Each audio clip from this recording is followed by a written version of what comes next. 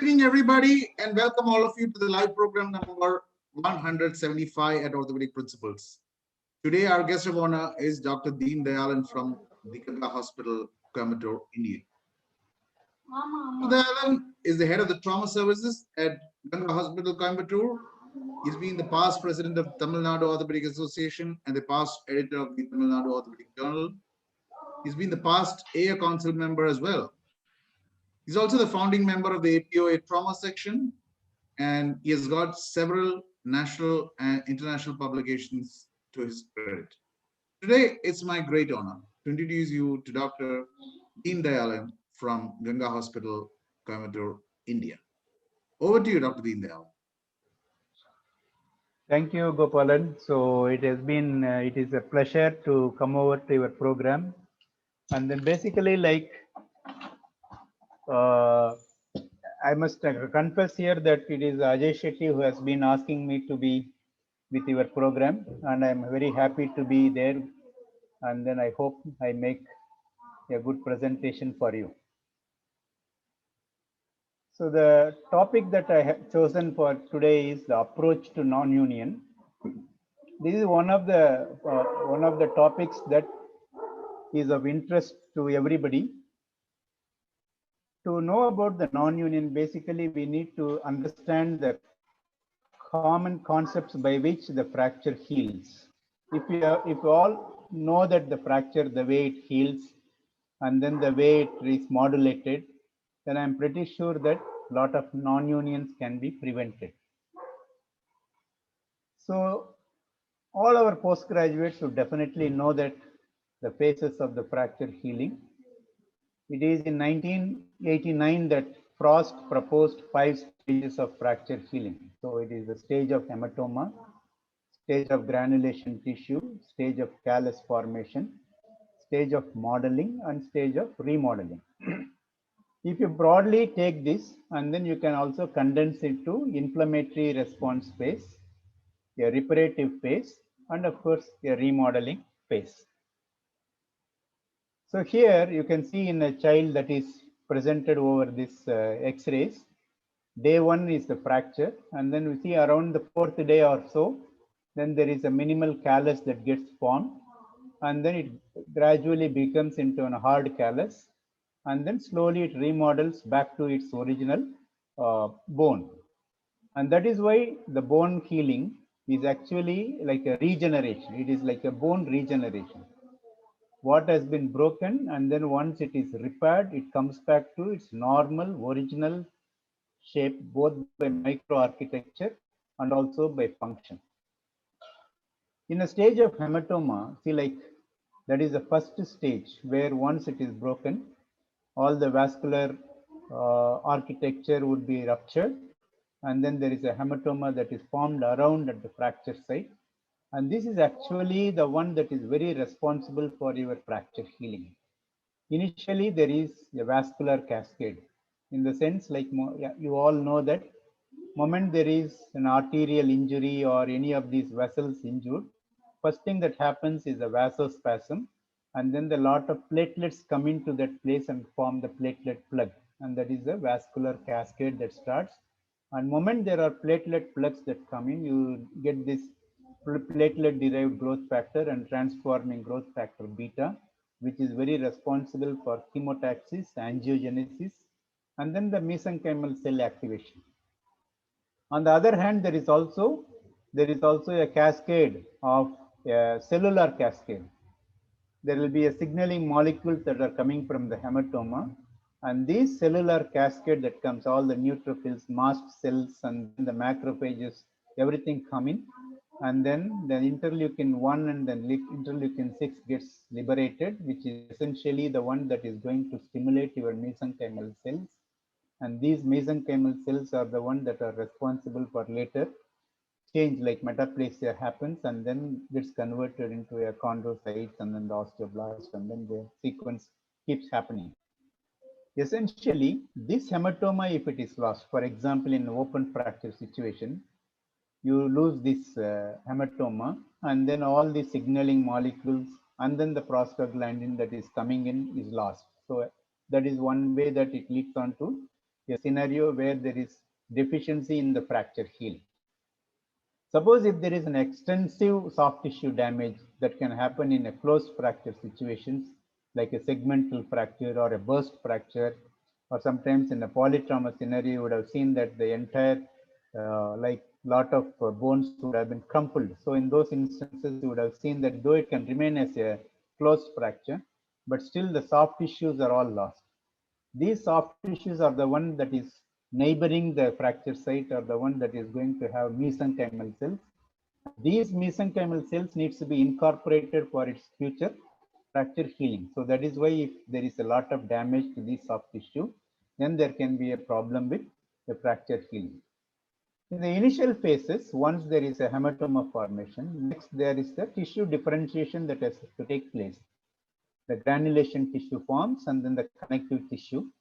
And from then on, it is mineralization, that mineral deposition, and later on the bone formation. This type of tissue differentiation happens. For this tissue differentiation to happen, you need to have the best mechanics that is to be responsible there. That is why any fracture healing, you divide it into a biology and mechanical aspects. So for good tissue differentiation to take place, you need a good stability. And the stability must be equal to what is required for the bone. It should not be neither too rigid, nor it should not be too elastic. That is why it is very important in those stages. Like the proliferation and differentiation, it is basically is based on the mechanical environment, and the type of tissue that is formed also is dependent on this. So here is the one there, your parents' mechanical strain theory is important. What parents said in this is, like the strain pattern that is measured in percentage, the tissue cannot be formed if the interfragmentary strain is greater than the yield tolerance of the tissue concerned. Yield tolerance is bone is only 2%, whereas granulation tissue is 100%. So that means more the mobility, more the gap, you tend to get into a granulation tissue. Exact amount of stability, where there is a correct yield tolerance is there, then it will end up with having a bone formation that is required. And also, like once that is there, once the mechanics is right, mechanics is established, then we need to look at only a remodeling. So once there is a good process that sets in, and then the final stage is the remodeling, where it is a Wolff's law that is what is important to know. The changes in bone architecture, bone structure, will occur in response to the mechanical demands placed on it. That is, forms follows function. So if you understand this, even in our day-to-day life, suppose if there is a sedentary person, or if somebody is in a gym, or somebody who is doing a lot of activities, you will see that the bone architecture or the bone strength will be much more in those who are very active. And then those who are sedentary life, they will tend to have diffuse, that is like disuse type of an atrophy that can set in, and then the osteoporosis can set in those individuals. That is why those who are very active, say a peak bone mass, if it is right, very peak bone mass is established around 30 years of age, then it is like having a bank deposit, and then it will last for a longer time. So it is important that you have a good activity, and then you establish the peak bone mass by 30 years of age. So like this, it is always like a mechanostat. Bone is working like a mechanostat, where it keeps forming the bone, and then also there is also a remodeling that is taking place, like resorption and absorption continuously take place. And as said, it is the host tissue biology that is important. So like if hematoma is preserved, is good, and if the soft tissue is not disrupted, is good. On the other hand, if there is a forces and motion at the fracture site is appropriate for bone healing, then the bone formation would be very good. Say if there is a bone that is perfectly adapted, if all the serrations of the fracture sites are correctly opposed, and then you compress it at this level, so you get it into a good compression, and then it becomes like a stable fixation, and then it will heal like this. So there won't be any callus formation. What we talked about before was like a regular stages of fracture healing is always by a callus formation. Here, when you compress it like this, there is no callus formation. So there is no, instead it happens, it heals by uh, osteonal healing. That is, it heals by a primary intention. There is no callus.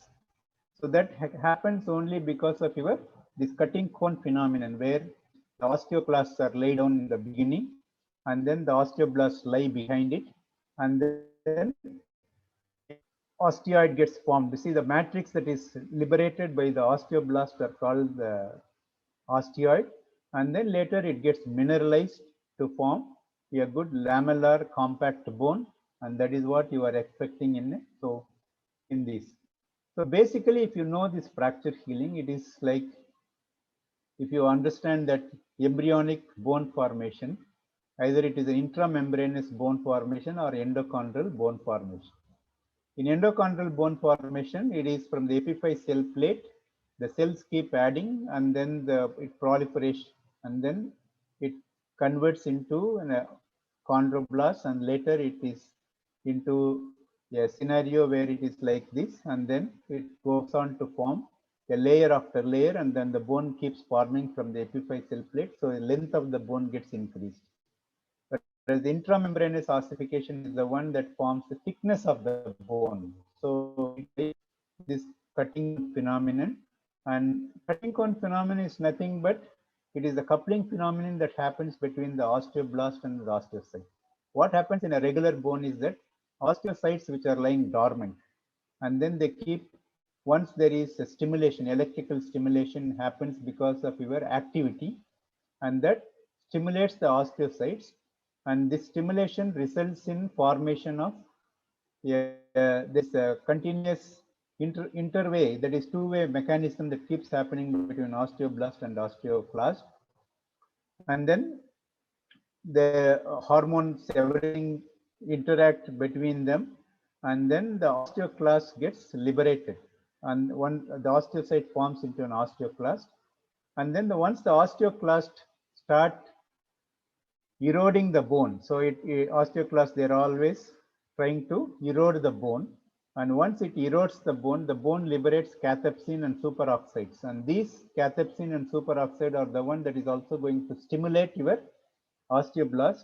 And now the osteoblasts, once it's stimulated, keeps lying behind these osteoclasts, and then they keep forming the bone from this. As it destroys the bone on one hand, and then on the next stage it is keep forming the bone, and then layer after layer it forms and results in a compact bone situation. So we have discussed about the way it is forming, and then it can be a direct bone healing as it is, as we give a compression and then get it stabilized. An indirect bone healing is like our regular fracture healing, that is goes through the stages. One of the formula that we also must remember is the Perkins formula. So the Perkins formula is very simple formula. It states that in upper limb, if there is a spiral fracture,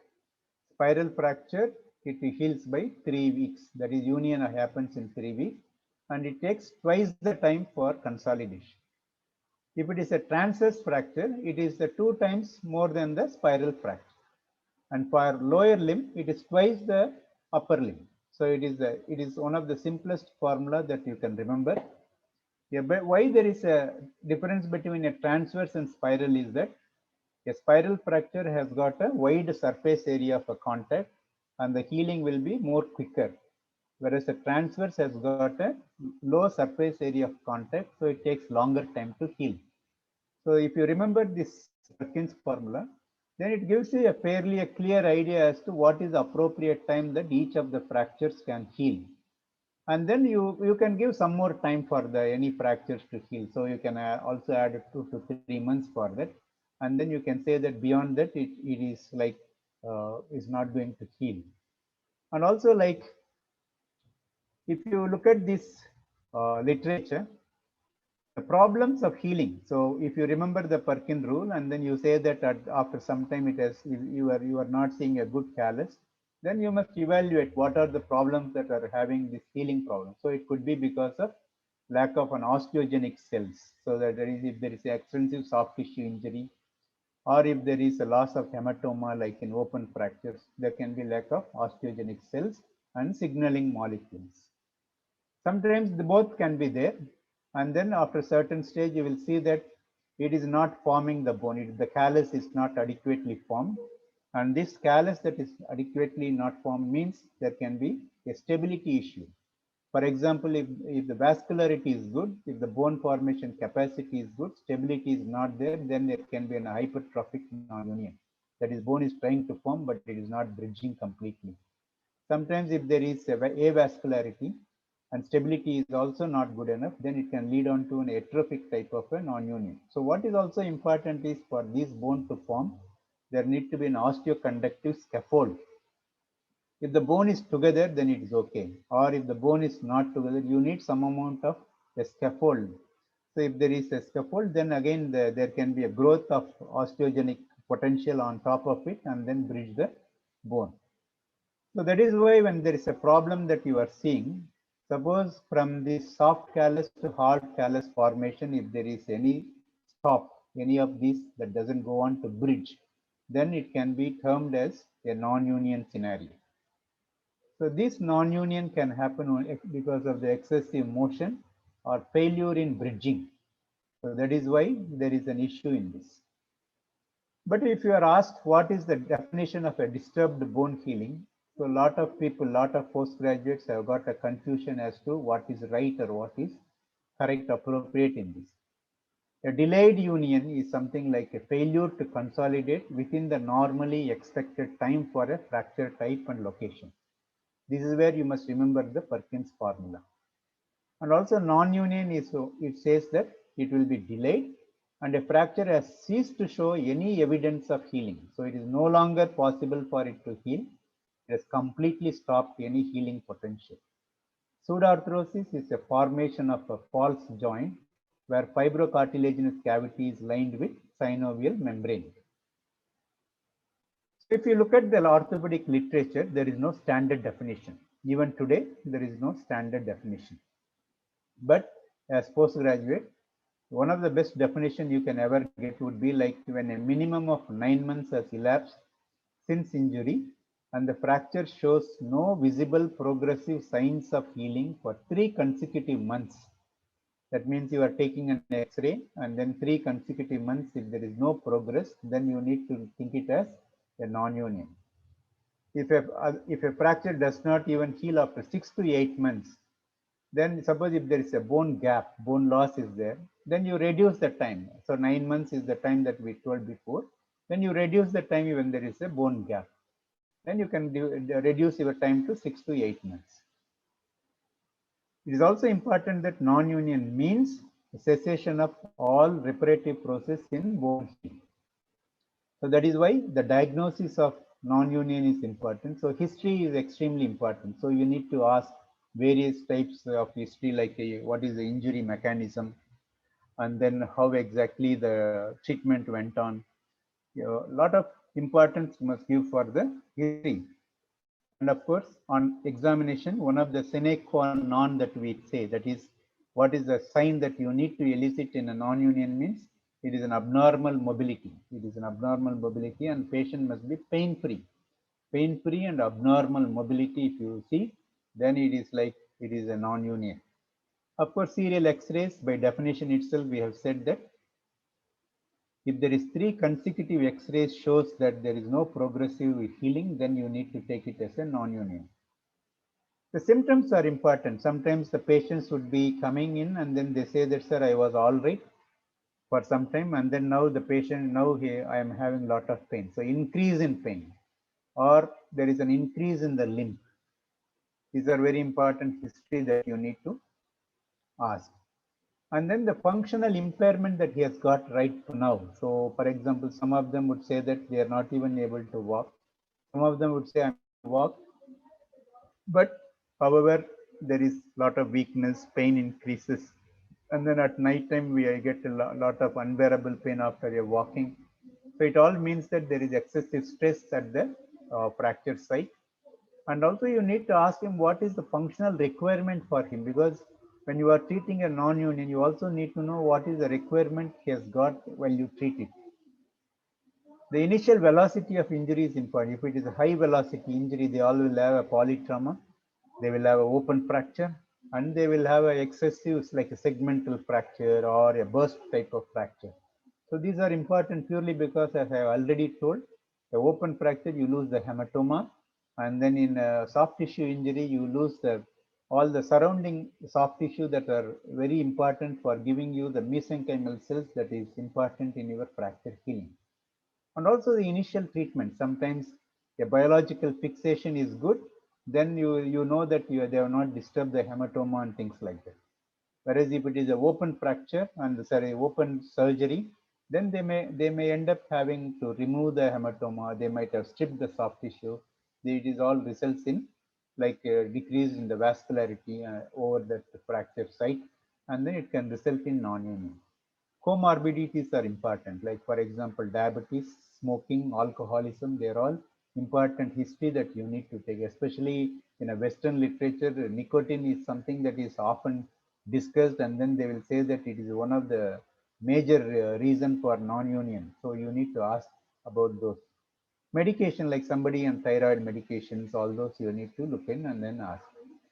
So all this, if you get into this, then it will be a fair idea you will get as to what is happening for the non-union area.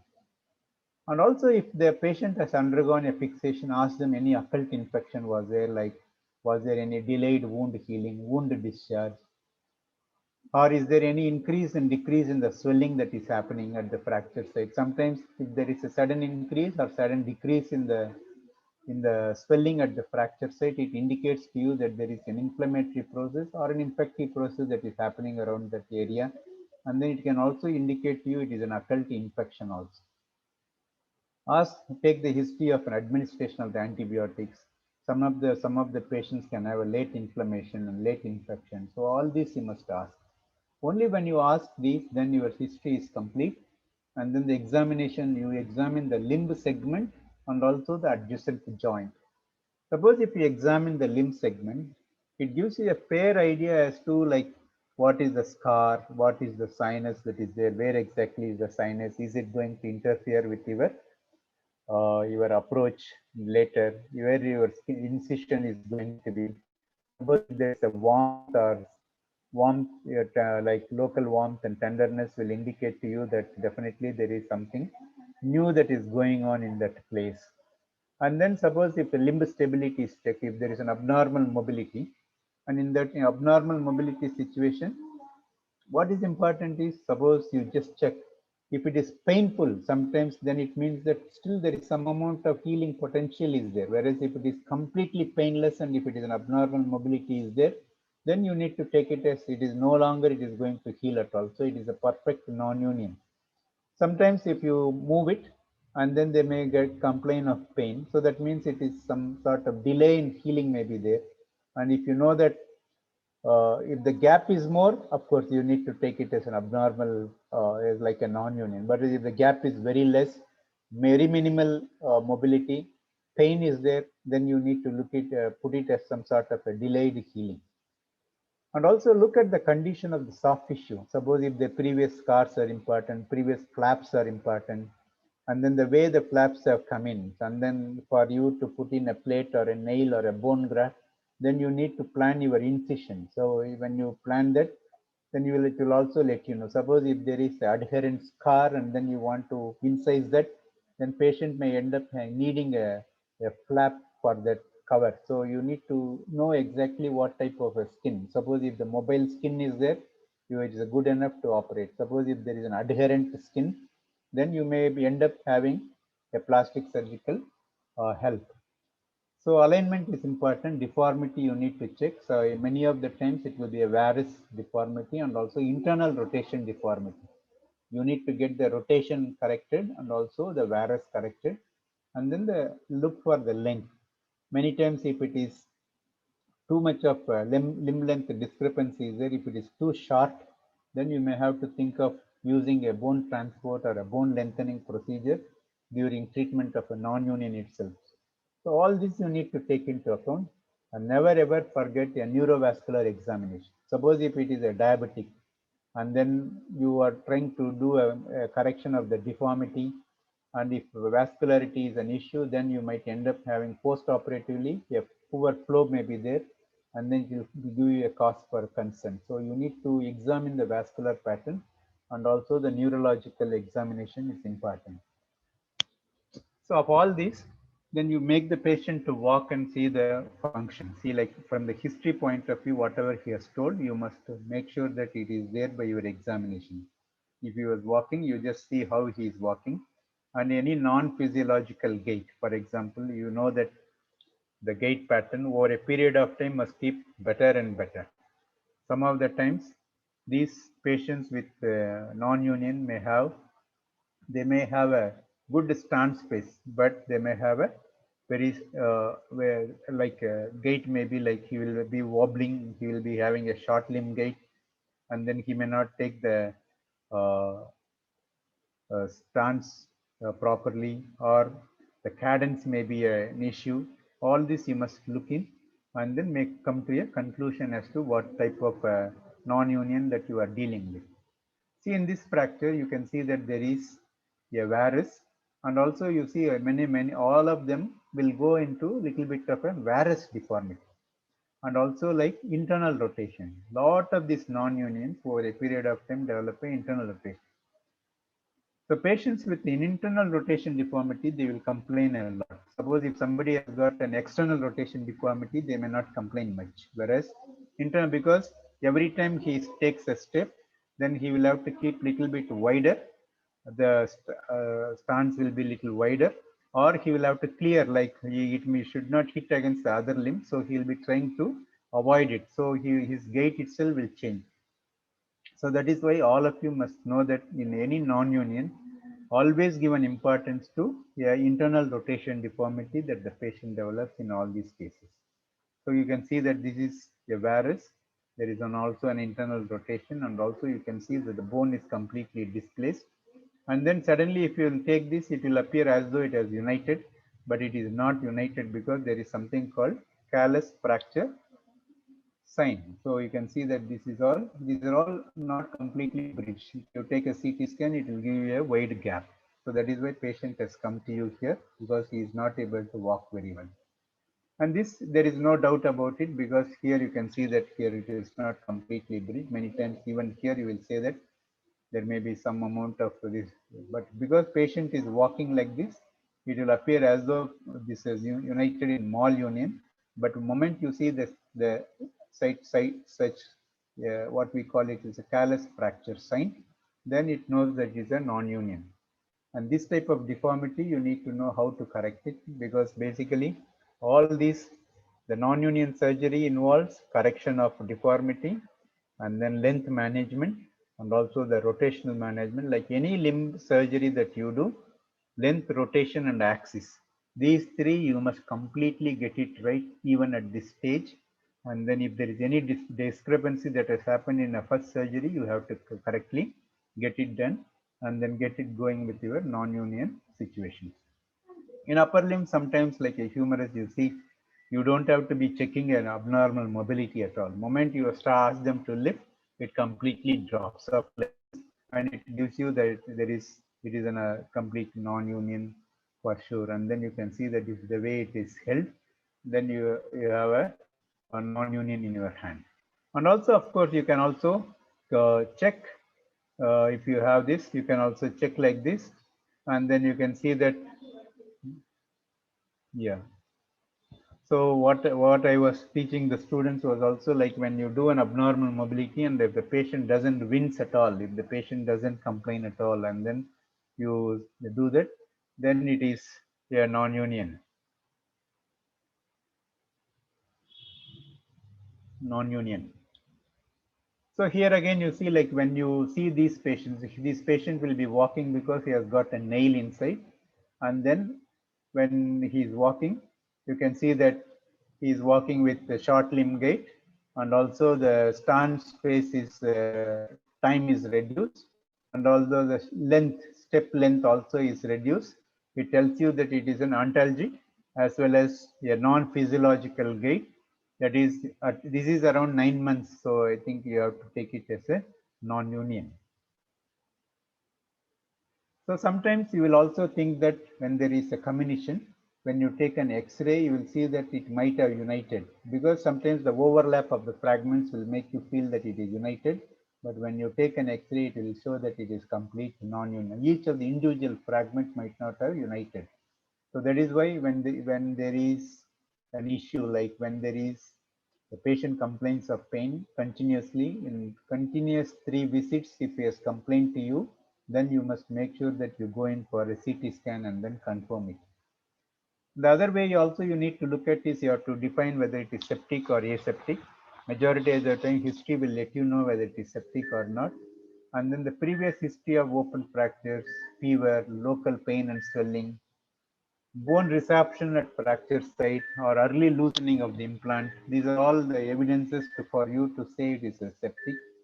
If you send them for lab, like ESR and CRP would be elevated. And in case that you want to confirm it, you can also do an aspirate of the non-union site. The non-union site aspirate cytology that some of them would be doing it is often, I don't believe in that. However, it can be practiced, but it is a majority of the time it is a history and clinical examination with elevated ESR and CRP. You can diagnose a septic non-union. So here you can see that this is a patient for whom patient has come with a non-union, and then see, like there is some amount of redness over here, and then you know that there is going to be a infection. Moment you open it, you see large amount of area is looking good, whereas in one pocket area there is a purulent material that is coming out.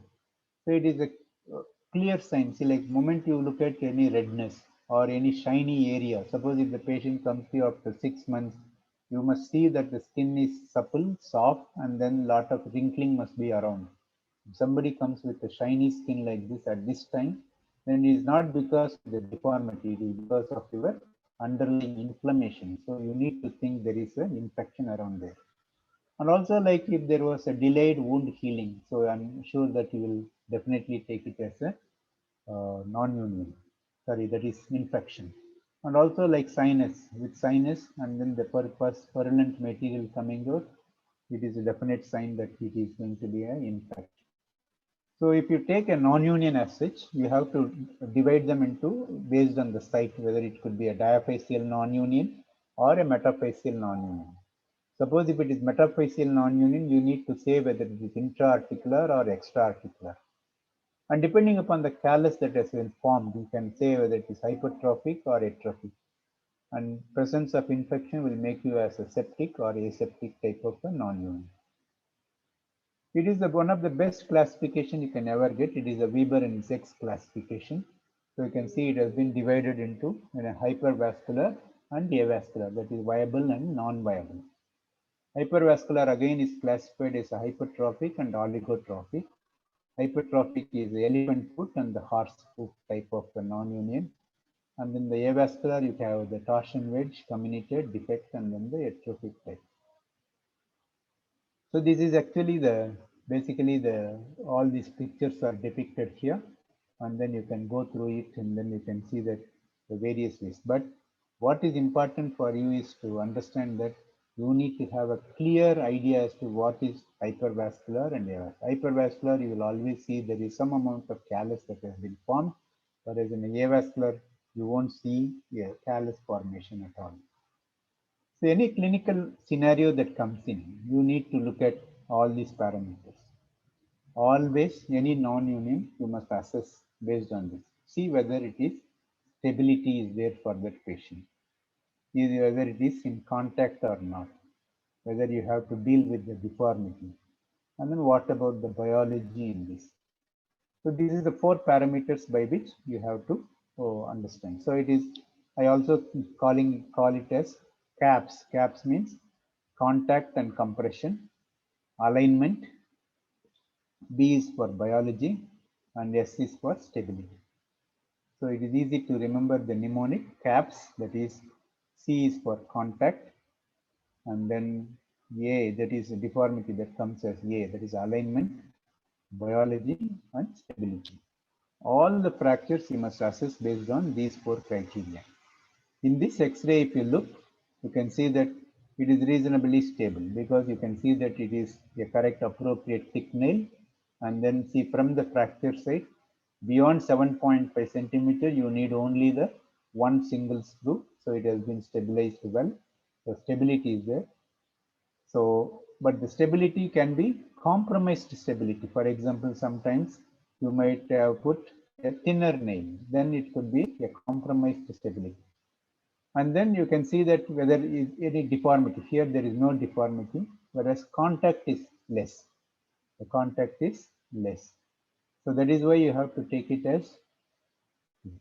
Suppose if you provide additional screws, for example, if you put additional screw, it is even more stable. And then suppose if there is a screw that is coming from another direction, that is a multiplanar, then it becomes even more stable. So the stability part of it is you have to decide on the table and then say whether how stable it is. This is what I was mentioning. It is a callus fracture sign. Many times you have to carefully look at it. Though there will be a bridging callus, but in between you will see this line. So when you see this line, so it means that the callus, that is bone, is trying to bridge, but unfortunately it doesn't completely come and then consolidate to each other end. So this is the fracture callus sign, also called callus fracture sign. So it has been described and then it has been reported also. So you have to remember it. Once you see this, it is a non-union.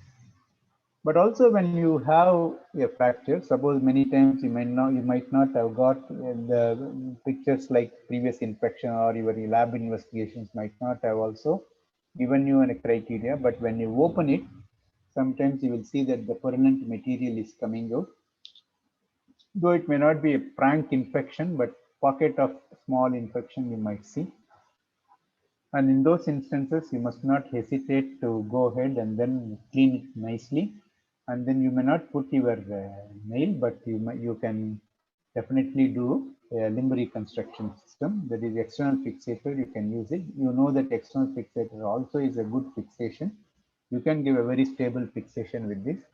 And then once you get your limb length, rotation and axis correct, then it will go on to heal. You can see that it is forming because already it is a hypertrophic callus. Then it goes on to, once it is stabilized, then it will go on to heal and then remodel. So these are one of the beauty of your fractures. So identify it. Moment you stabilize it, then it will go on to heal well.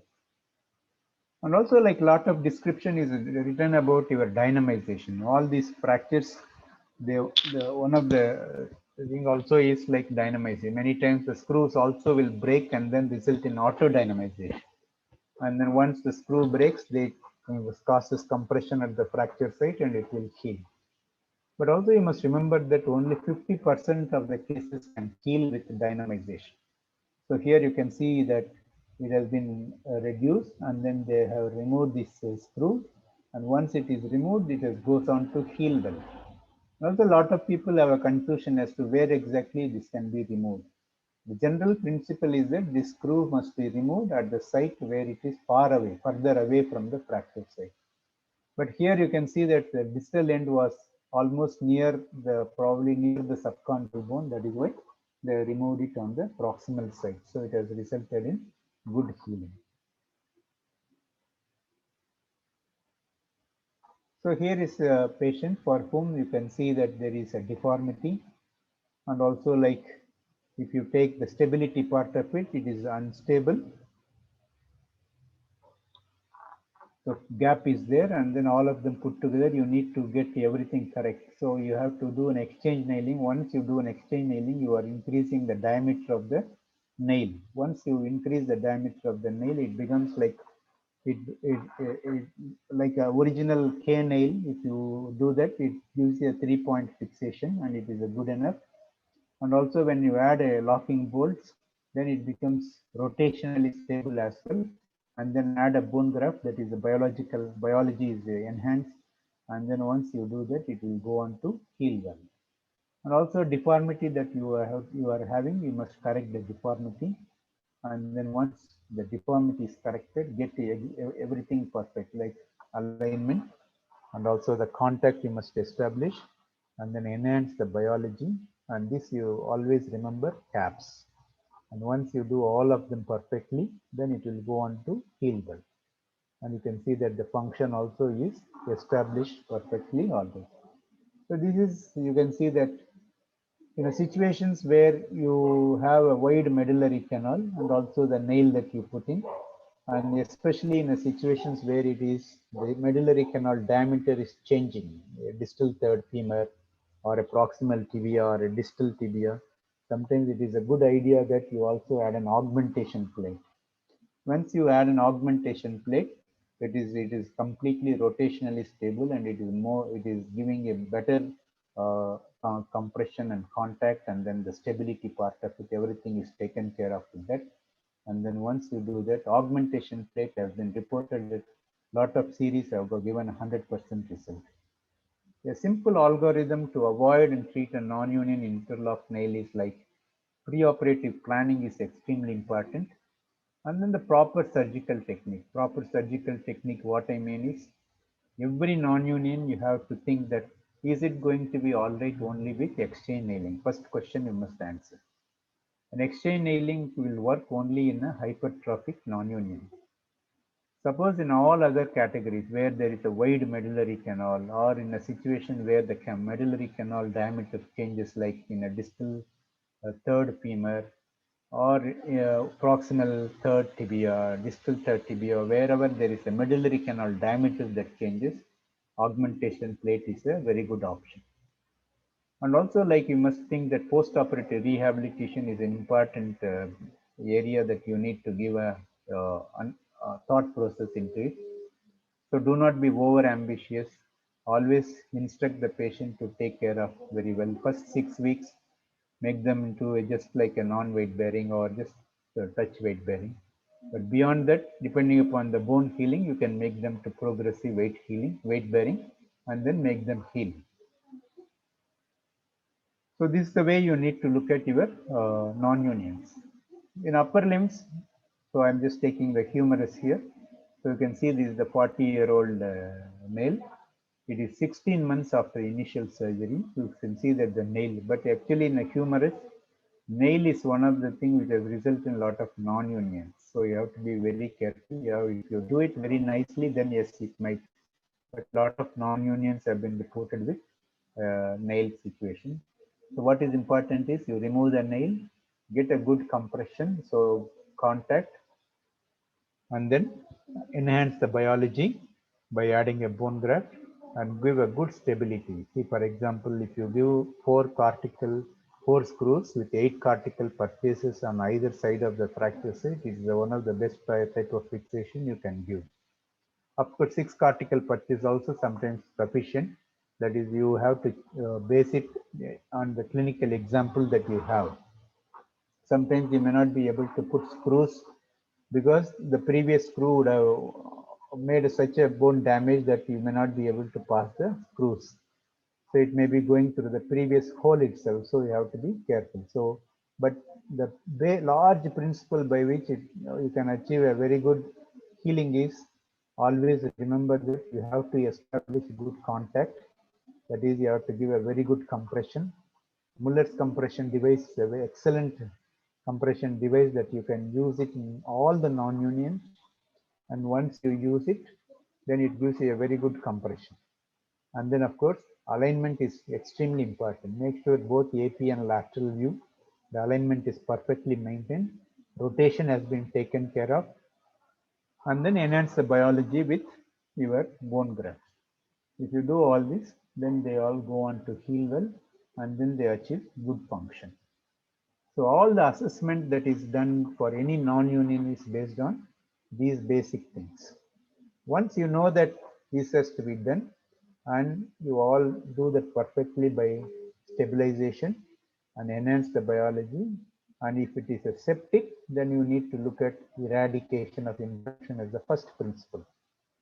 So if there is an infection, the treatment begins with good cultures and correctly identify the organism, because you need to know what you are. Suppose many times you might get a no growth. So when it is a no growth, then you need to look at as a only broad spectrum antibiotics you can give. But lot of the times you will grow the organism, and when you grow the organism, it will be easy to manage with the specific antibiotics. But all the cultures that you do must be off the antibiotic. You must not, patients should not be having antibiotics. If they are having antibiotics and you do a culture, it is of no use. And once you do them, once you get these patients, the thorough debridement is important. Any necrotic bone, necrotic tissue, if it is left in situ, it is not going to heal at all. Your infection is going to persist. So you must make sure that the debridement is done perfectly well. Only leave only the vital tissues. Only the viable ones you must be there, and then give an appropriate antibiotics and give a stabilization which is appropriate. Like appropriate in the sense upper limbs and all, you can go ahead like many times you might see there is mild infection, but still you nicely clear, make sure that only viable tissue is there. Still you can go ahead to do a fixation, like open reduction to fixation with the plate and screws. Whereas when it comes to lower limb, especially the tibia, you must look for a limb reconstruction system or an orthofix as a choice, purely because there is no adequate soft tissue cover for that. So that is why you have to look in as an external fixator as one of the best type of fixations in all these infected non-unions. A delayed definitive reconstruction when is the one that is recommended after infection is eradicated. So you may have to do two stages. In the initial stages, you may have to use like a bone cement stabilizations, or you can use antibiotic coated nails, antibiotic cement coated antibiotic nails. All these are options.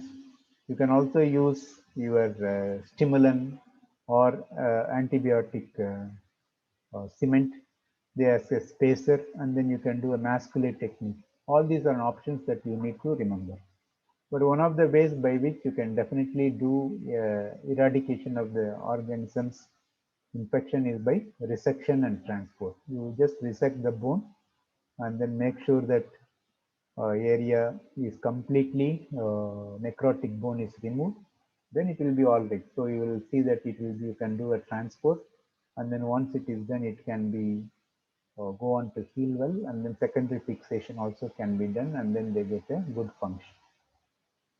Many times these fractures, suppose if you remove the implant, suppose if there is an infection, you remove the implant and then retain them in a plaster. Sometimes you retain them and then it will go on to heal well also. So that is a decision that you need to make on the table. If there is a circumferential contact and then you see that on the table there is also a little bit of sticky peeling of the bones, then you can go on to do the brace treatment. However, if you are in doubt, then you have to put external fixator like an Orthofix, and then you can make them weight bear with Orthofix. These are the methods that I have already described, and then you can use those. However, because you must remember that none of the technique is 100% successful. Only 85% of these patients will be successful. In persistent infection, suppose if there is lot of surgeries have already undergone and if the duration is very long like this, in this case 5 years, and multiple surgeries, the best solution is an amputation. Lower limb fractures with such a scenario, you must remember that there are very good processes nowadays, and then they all do extremely well with prosthetic management. And all these non-unions, yeah, you have to remember that the bone graft is an adjunct. So they will be act as a scaffold, and then they will help you in getting the biology enhanced at this site. They give you an osteogenic cells as well, and that's why it is good to have it. So when you have a bone graft that is placed, it has to be placed like you have to do an osteoperiosteal petaling and shingling. These are the two words that you must remember. Shingling and the osteoperiosteal petaling. You take an osteotome and then decorticate the area. All the cortex will come off like a petal, and then there will be a bleeding surface. Only when there is a bleeding surface and you put a graft, it will stick into it. So that is why you have to be like, it is like a skin graft. You all do a skin graft only when there is a good bed. So when there is a nice bed which is red, and then it will take. So that is how you also do here. Apart from that, there are a lot of adjuvants that are described, like electromagnetic stimulation, ultrasound, or extracorporeal shock wave. They all seem to generate certain physical effect on the bone, and then it also they have told that it can grow some amount of that is fracture healing can happen. But however, I do not have much experience in this, so I will not be able to talk on those. The non-operative modalities like all have some clinical evidence to support its effectiveness, but there are few comparative studies between the modalities. And there are few comparative studies between non-operative and operative methods. So they are all best suited for hypertrophic non-unions with good inherent stability, but does nothing to correct deformity or provide immediate stability. So you must remember that these you can opt for only in a hypertrophic non-union scenarios. And also you remember that though we know all the methods to treat, but it is also important that we need to talk to the patients about stopping the smoking and the alcohol, and then do not use a lot of NSAIDs, because you see they all work through the prostaglandin routes. So they all inhibit prostaglandins also. So, but you need the necessary prostaglandins to be there to get the prostaglandin derived fracture. So like you also need to look at all the stability and the alignment and biology part of it. So in the initial surgery, if you take care of all this correctly, then you might prevent a lot of non-unions. So this is in nutshell the way you need to approach your non-union. So thank you very much. I hope I made your non-union a little bit simpler for you to understand. Thank you. Thank you, Dr. Dheendhayalan, for that fantastic presentation and your experience at the Ganga Hospital, one of the most renowned trauma centers all over the world. I mean, that adds a lot of value to this presentation. A few questions, Dr. Didi, as you are favorably called, Didi. Yeah. So, what is your see? I know there's a lot of conflicting evidence on low intensity pulsed ultrasound. So, let me quote a recent paper that was in the British Medical Journal that light pulse or low intensity pulsed ultrasound is not a very beneficial treatment. But let me add my own personal experience to this evidence. I found that light pulse, I mean, because it's level 4 or level 5 evidence when I say it's my personal experience, I found that it is useful for, aseptic non-unions. So what is your take on that? Do you use low intensity pulsed ultrasound in your hospital? I have never used, and I'm not sure I can recommend also, purely because you see, like aseptic non-union, if it is hypertrophic non-union, all this might work, like your ultrasound for low pulse ultrasound, or all the methods that has been described as a non-operative methods. Many times you see, like a lot of people say, I inject platelets, that is platelets serum they inject, and then some of the times they also do autologous blood also they inject into the non-union site. All this will work. Many times you would also seen in your practice that you would have told patient to undergo a surgery, then he would have come back after 6 months. You will be surprised to see they all unite. It is not necessarily that they need to unite in 9 months time. Not necessarily that it has to be like. They might take little bit longer time to unite. So all these methods that has been described, maybe that they would have healed over a little bit time later, but I'm not sure, because I also told in my talk that there is no randomized controlled trial study to say that this is all working. So these are all some of the things that we need to, like time borrowing type of procedures that you can think of. Thank you, Dr. Didi. The other question is, what is the experience on bone marrow injection? I mean, that's also described in the literature. Yeah, it is already, that's what I said. I already answered you, I suppose, because the same answer. You all put in the same category. Yeah. Okay. And the other question is, what is the experience of using a fibular osteotomy or a partial fibulectomy while you do the dynamization? See, for example, in tibia non-unions, suppose if you want to dynamize it and if the fibula is united, better we also do a fibular excision, because then only you can get a compression at the fracture site. But if somebody is undergoing a fibular, that is segmental fibula excision, then anyway you are subjecting them to a sort of surgery incident. So it is as well good enough to take the opportunity to bone graft the non-union site. I would not say just do the fibular excision alone, because that also you might end up with saying that 50% only can go on to heal well. So, Thank you, Dr. Didi. And let me go to a practical scenario. For example, you have a distal third non-union and you also plan to do a bone graft. So what approach do you prefer? distal third of tibia. Tibia. Yeah. So distal third tibia, see, like depends on the way you want to do it. Suppose if there is a flap, already there is a flap there sitting on the medial side. And if you want to elevate the flap and go in, so it is easier for you to put your plate on the medial side. Suppose if you were born in, there was nothing, there was no transgression, nothing was there. It is simple, simpler fracture which we nailed, and then non-union it has ended up with. Then majority of the time you may have to go in and put your plate on the lateral side if the non-union site is little bit higher, so where your plate situation can be suitably placed.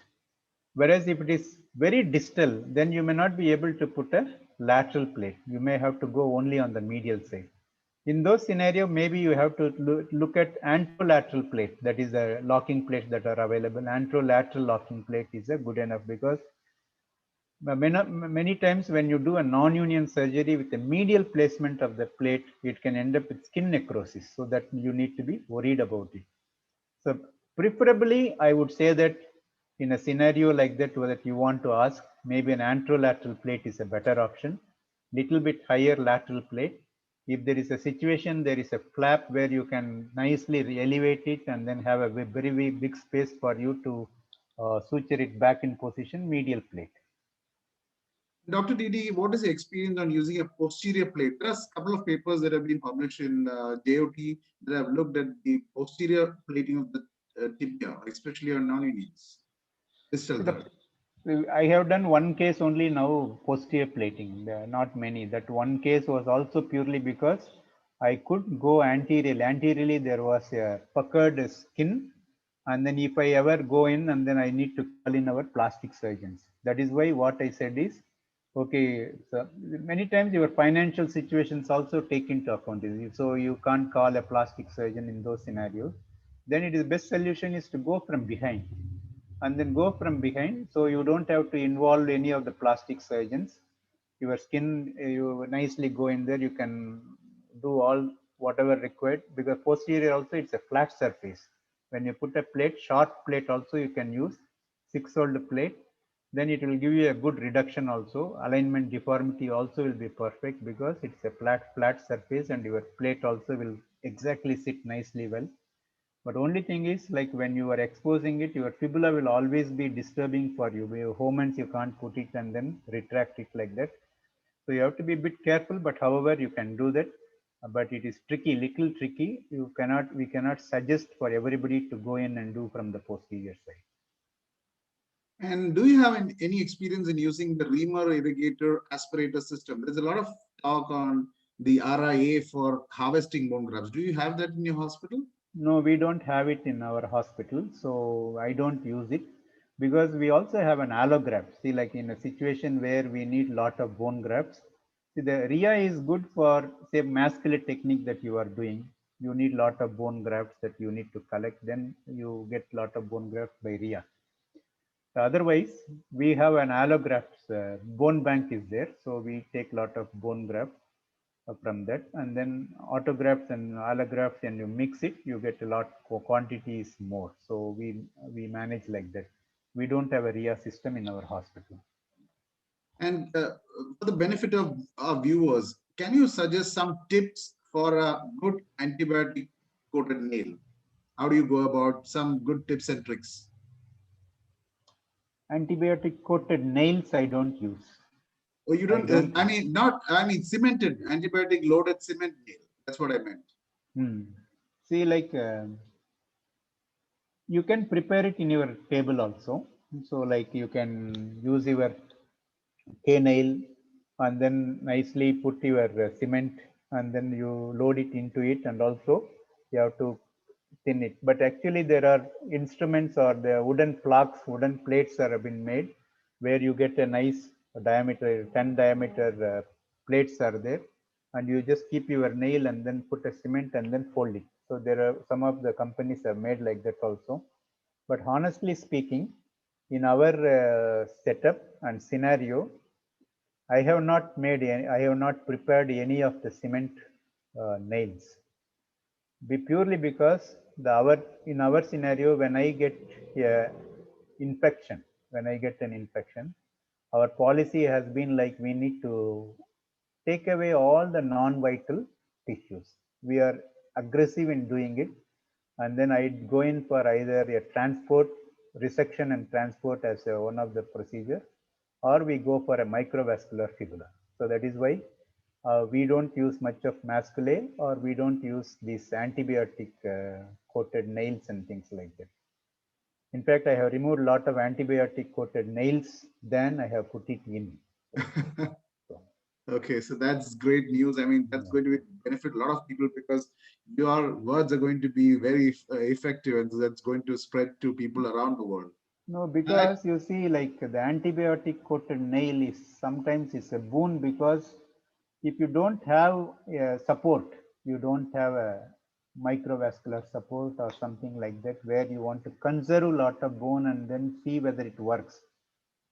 So many times it can. That's why I said when I put that slide, you can still go ahead and do all these my antibiotic cement coated and nails and then all those things you can do. But all the literature, if you see, it is 85% success.